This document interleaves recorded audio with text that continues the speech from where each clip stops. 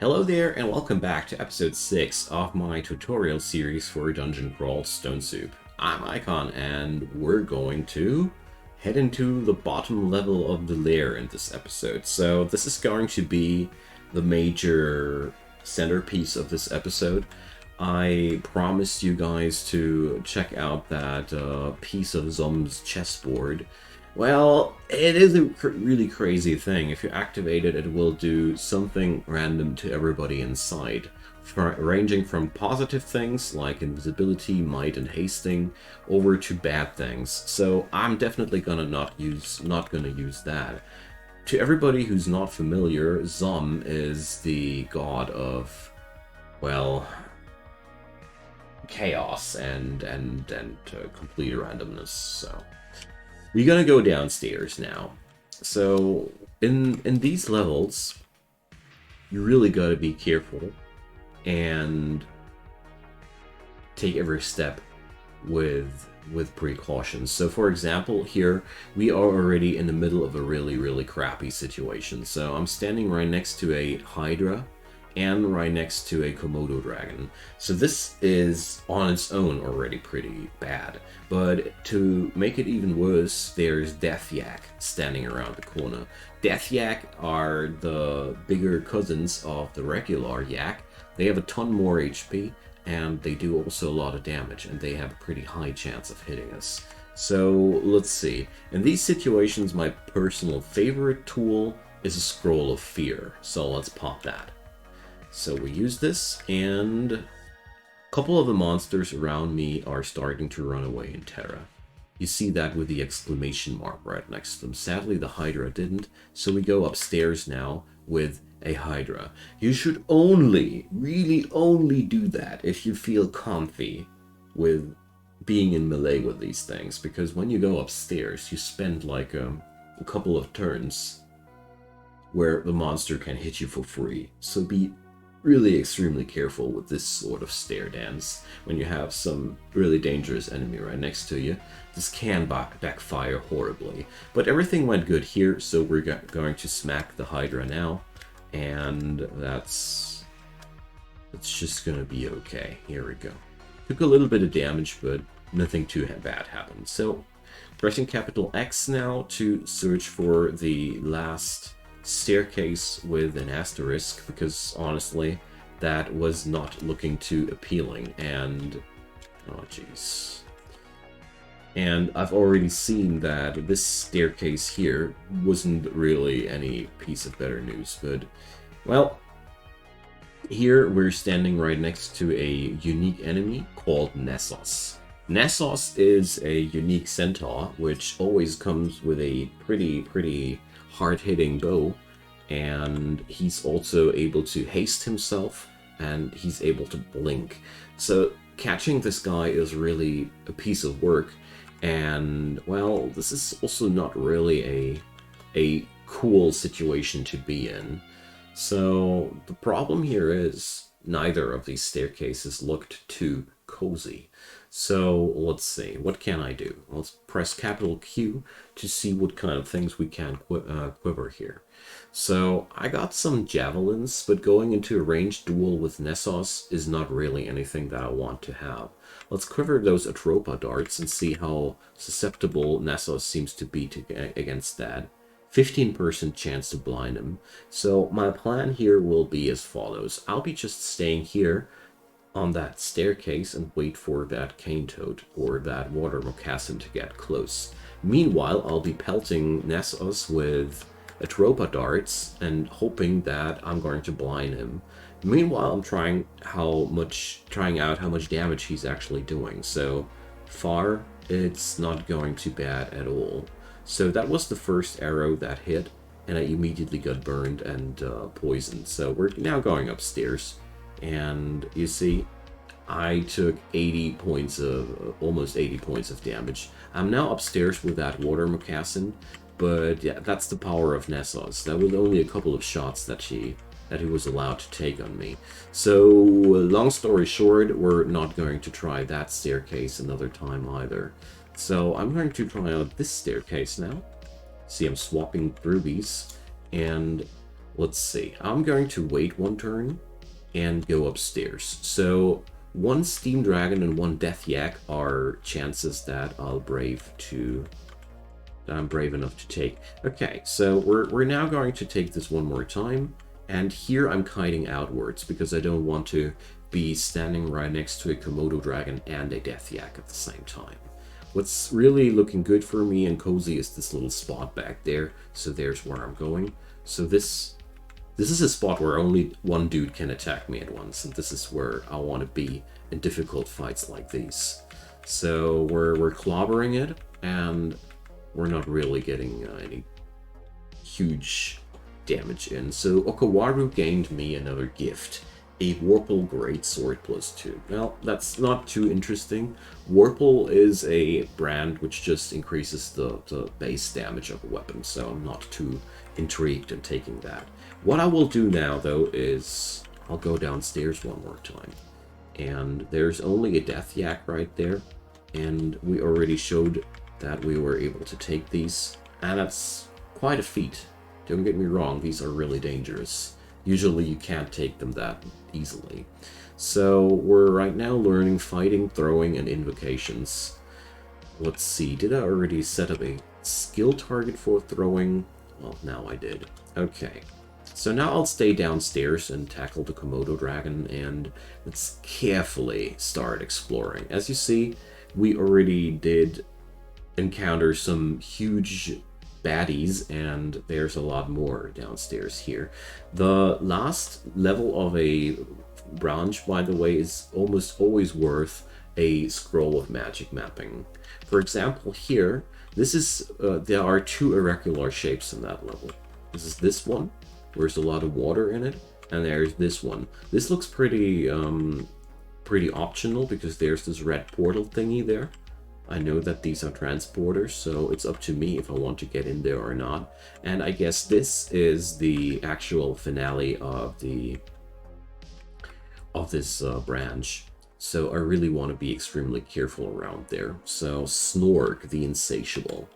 You see, there's a high density of extremely dangerous mobs here.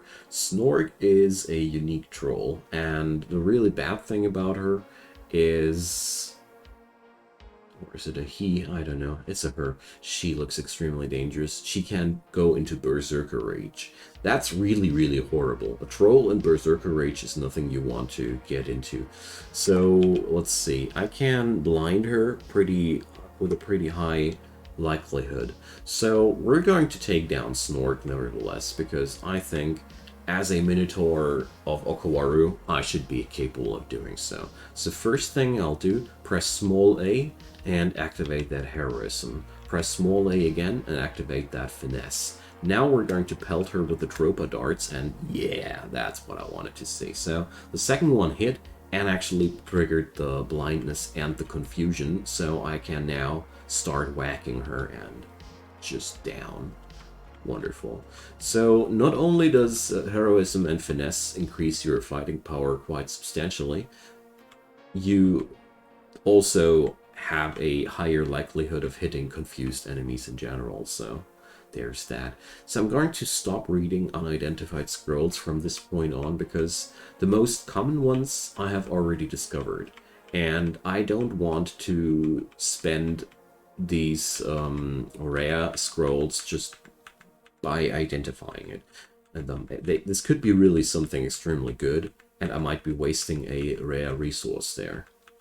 So here we go. Another Hydra.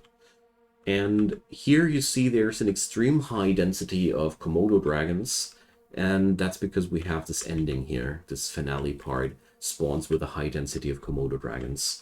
And if I remember correctly, there should be also a quite sizable amount of Hydra here. So I'm losing a lot of HP here, so I'm switching on the Heroism and the Finesse one more time.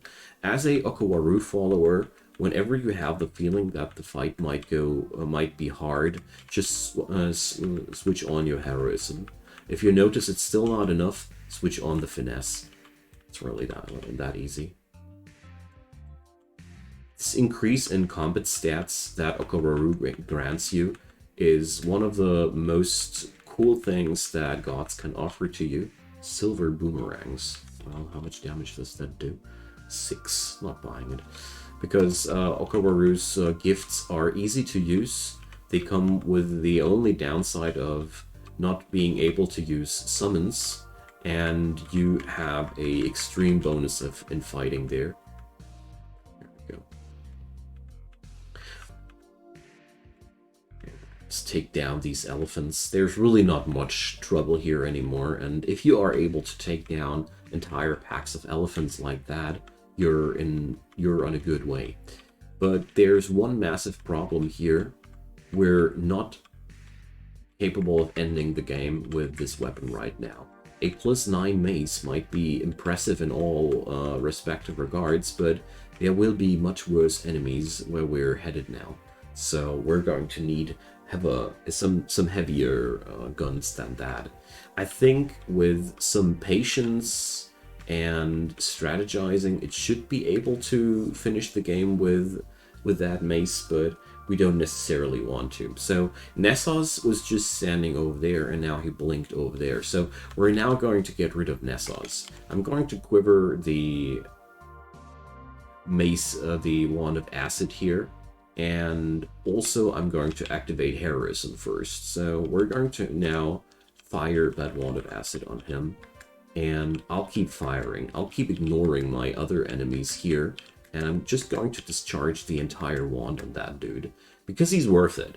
Nessus is one of these enemies that, you know, engaging him in melee is not really worth it. He's a centaur. Centaurs are freaking fast on their own, but not only is he a centaur, he's one that can haste himself. That means he's always going to be able to run away from you, and to add insult to injury, he's even able to blink. So if you encounter Nessus, if you don't have strong ranged abilities or options like wands here, don't bother. He's going to pelt you down and kill you.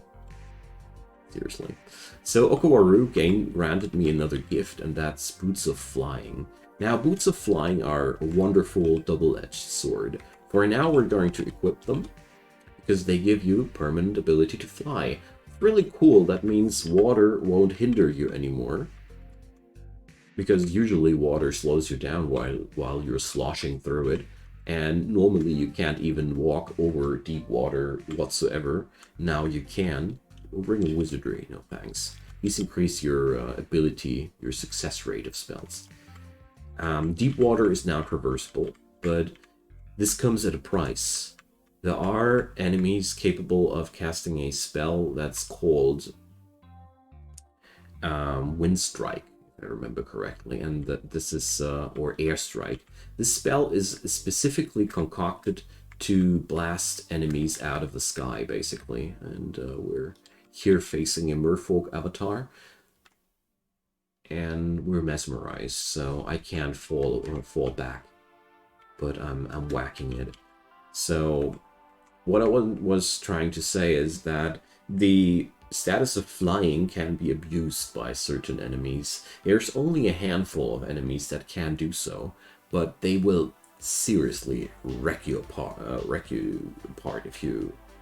if you don't turn up flying in their vicinity. But luckily you have me. I'm going to tell you which enemies you'll have to take care about. So here we got the +2 Hat of Pride. So this is a artifact item again, so it gives me resistance to fire minus, so it'll worsen my resistance to fire, but in exchange I will get an increased resistance to negative energy and some dexterity. This is a pretty crappy item, to be fair, but I'll nevertheless gonna pick it up, because, you know, if I'll ever have the strange urge to have a high amount of resistance against negative energy, this is an item to go for, but I highly doubt that I want to use that. Here's another scroll of enchant weapon. I'm going to keep that for later. And here, this is basically the treasure trove of this dungeon's branch, center of this thing, where we had that merfolk avatar guarding that. And here's a file of floods. These things are really cool. If you open that, you will summon a amount of water and a couple of water elementals that will fight for you. Sadly, for my character, that is not really feasible because, you know, I'm forbidden to have allies, and I'd only summon some random sloshes of water. That's not as impressive. The real usage there would be to have a item that can spawn powerful water elementals for you, at least as long as your evocation skill is high enough.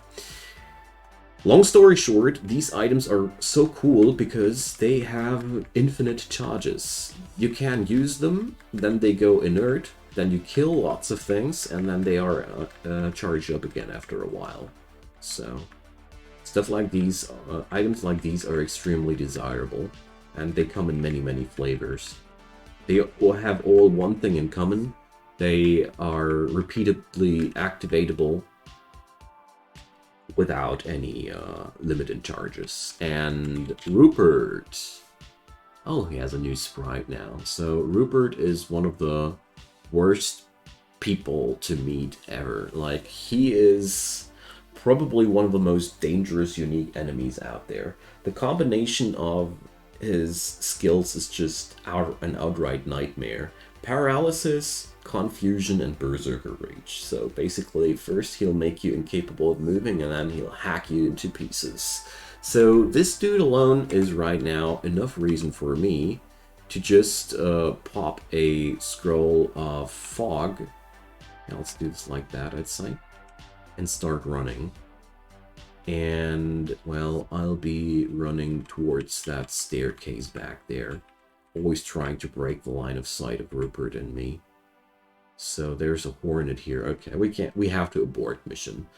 I can work out with the wyvern right next to me, but I can't work if there's a hornet right next to me, which can also paralyze me. So this is a situation where I use a scroll of teleportation to get the hell out of here, because this can backfire that quickly and that massively that I don't want to have any part in this. As a matter of fact, I'm actually leaving this level now because I don't feel ready to take on Rupert. I will take on the fight with him as soon as my willpower is high enough. But as you've seen there, my willpower is already on 2 pips. That's pretty high, actually. And I'm still at 27% chance of getting incapacitated by this dude. That's how dangerous he is. So we're going to leave LAIR 6 as a thing for later now, because this is just not worth it, you know? It's just not worth it. And therefore, we're going to leave the lair of beasts for now. Instead, I'm going to head for the dungeon. So capital G for going somewhere, and then press D. And now I'll just press enter to go to the default level. If you are in a side branch and do it like that, you will always end up at the exit of that side branch. So we're now going downstairs, and all of a sudden that 2-headed ogre here looks like a piece of cake compared to what we've had behind us before. So now I'm going to dive deeper into the dungeon. Here, this is one really important thing that I can't even emphasize enough. If you see something that scares the hell out of you, find out why. Find what part of this monster is so dangerous for you. For example, in Rupert's case, it was this high chance of disabling me completely. And once you know what you have to change on yourself, you can just come back later when you're stronger than that. In Rupert's case, level ups do help and increase the magic resistance, and as well as items that give willpower. Doesn't sound good. So we're finding pretty useless items here. A Potion of Brilliance is only good for spellcasters, and an Amulet of Magic Regeneration is likewise. So we're going to discard these items directly just as we find them. Alright, sorry for that little stutter in the music. I just had to avert a little family crisis. Nothing too bad, just somebody slipped.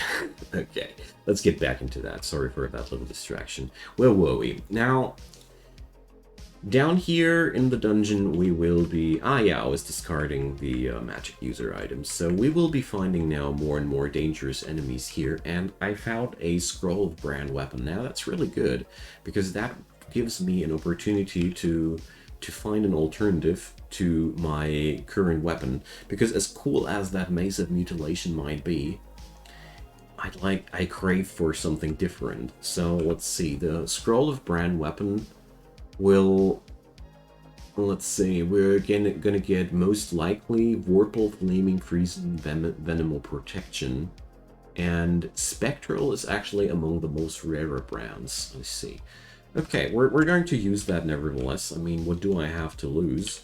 Let's rebrand that, and I transformed it into a protection weapon. So that didn't really improve the situation. So protection brand is not really desirable for me, because it works like that.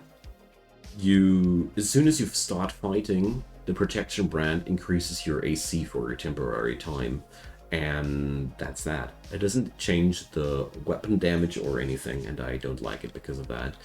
And I'm pausing because of that Boulder Beetle. Boulder Beetles, they totally deserve a mention here. They are super dangerous. They have a lot of HP, like 76 is a lot around this corner. The AC is pretty heavy too. And they can roll into a ball, slam into you, and, well, does double melee damage. So this thing can deal 32 damage per blow by itself, and if it slams into you rolling, you get up to 64 damage. Nice, right? And even worse, it can blink away from you. So let's try and see how this works. So the Boulder Beetle leaps, it says. That means it's jumping. So I'm kiting around randomly, and luckily it didn't start its rolling attack. So we're starting to whack it, and it's going pretty good so far. I mean, I'm not too surprised. My character is stupidly strong, and now that thing, that's what they do. Once they go low enough, they always leap away. And I'm now going to quiver my javelins and start hurling and kill it from afar. And that's something that I highly recommend you to do as well. That's the best strategy that I've found to kill Boulder Beetles. If you can manage to withstand their melee attacks, try to get close to them, punch them down, and then finish them off with some ranged attacks. But keep in mind that they are really, really powerful. Speaking about really powerful, Centaur Warriors are also something that you really need to care about too. They are much, much stronger than the regular Centaur, and they also come always with a longbow equipped or something similar, and they're really fast. So my personal favorite strategy, just go around the corner and then step close. But as you see here, he already pelted me with enough arrows to give me around 30 points of damage. So the real bad part about Centaur Warriors is they also deal a lot of damage still in the melee. Unlike normal Centaurs, they are really deadly in melee too. So here you see a rolling Boulder Beetle, but I actually blocked that attack. Good, eh? And this time I killed it before it was able to leap, or? Yeah. So the regular Centaurs, they really do not much damage in melee. So once you are close to them, you can pretty much slaughter them. That strategy doesn't work against Centaur Warriors if you aren't strong enough. That's the gist of it. Just wanted to add that because they are really, really that dangerous if you aren't prepared. So I found a Wand of Ice Blast. That's really cool. Ice Blast is a, well, it's a icy explosion spell. So let's quiver that.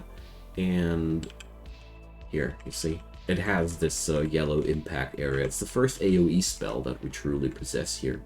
So, worth a mention. And there's a lot of orcs here, but I'm not that afraid anymore. Except for the fact that this weapon in the Orc Warrior's hand, it's a glaive. Glaives are pretty nasty.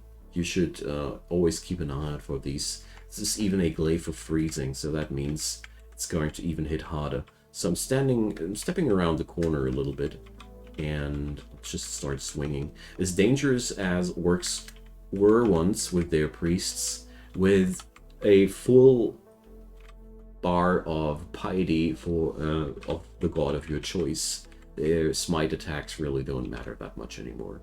So let's ID something else. Let's go for more potions. Potions for resistance are cool. They just increase your elemental resistances per se. So I'm now going to re-enable evocations one more time because I found a really nice assortment of wands now. More Ice Blast, Acid. There's a lot of good stuff going on here. So we're going to stick to that plan. And I'm starting to auto-explore now because I'm feeling comfy here. And we're going to take down the rest of that dungeon here. So at this point of the game, I'm slowly, carefully progressing now. And I want to clear out the rest of the dungeon as far as I can. When you're done with the LAIR, you are working yourself closer to the point where you have to face the actual late game. So we're almost we're basically in the last breaths of the mid game here right now, because I consider everything when you start to gather the runes to finish the game as late game. At least that's my definition of things. So we're ending mid game basically in this episode. Maybe not quite. Does depend on how well the dungeon will go, but the deeper you go in the dungeon, the more careful you should be. Now, at D12, you might notice that I'm almost not using Auto-Explore anymore. Auto-Explore is really good, but you should always use it with caution, and before I know how a level is designed, I'd highly recommend you to be careful as well. Of course, as soon as you feel comfy enough with the game in general, it's up to you how fast or slow you play.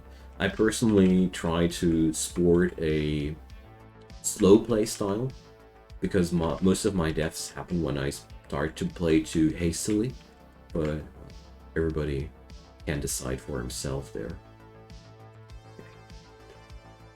So there we go. I'm starting to use Auto-Explore now a little bit more because I start to grow more familiar with my surroundings. There's another Boulder Beetle. Alright, just whacking it down, and I killed it before it was able to leap. That tells a lot of a hell of a story about the damage of this dude. So there's a Centaur pack. Just close in. It's the safest thing to do. Because at this point, Centaurs are not too much of a threat anymore. Although I gotta say, the peace and or the success here is quite momentary. We're going to be in trouble with a lot of things quite soonish, because there are a lot of things like AC-23 is okay, but by no means really good. My shield is only a buckler. That's the smallest shield available. Let's Control F and check out what kind of shield did we find so far. A buckler of poison resistance. Now, well, that's a relief. Now, at least I could go for a resistance shield there. So, a couple of skeletal warriors and a troll. The skeletal warriors are really, really rough. Don't take them lightly. They are among the most fierce undead enemies that you will face. The problem about skeletal warriors is that they have an insane base damage. Like 25 damage plus their weapon. No matter what weapon, 25 damage base. 65 HP and decent AC on top of that. High magic resistance, making every fight with these dudes always quite a hard experience. As you see here, 2 of these dudes are enough to cut a third of my HP, roughly. And that's where you really got to be careful, especially if these dudes start wielding highly enchanted, powerful weapons. That's when the fun starts. They can also sometimes spawn with with artifacts. Have fun. Now there's a Manticore. Manticores, okay, it didn't use its special ability. Manticores can flick barbs at you, and they will be stuck in your flesh, and you can't move without taking damage. Now, I found a Amulet of Reflection. I love these. Amulets of Reflection give you a chance of reflecting ranged attacks back towards the attacker, and they also give a +5 to shield. This is really, really awesome, especially for every shield user, so we're going to exchange that capital P for putting on jewelry, and I'm swapping this out.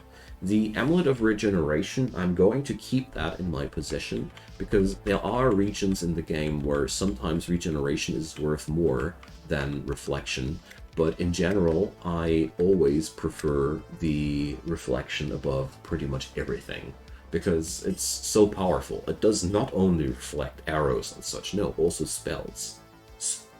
All manner of different ranged attacks can be reflected by that. Alright, ugly things. Word of those, about those. Ugly things are changing their colors, and depending on their color, they deal a different type of damage. So you see here, Cyan 1 deals electrical damage. They do a decent amount of...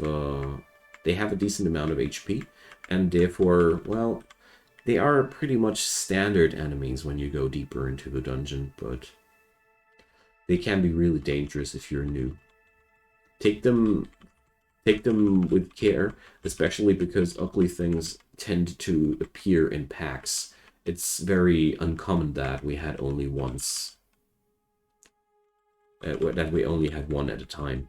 Now, we got this now, and I found that pair of boots. So these are really, really good, because they have resistance. A +3 means they give a substantial amount of AC. That dexterity minus is a little bit nasty, but we're still gonna swap it out.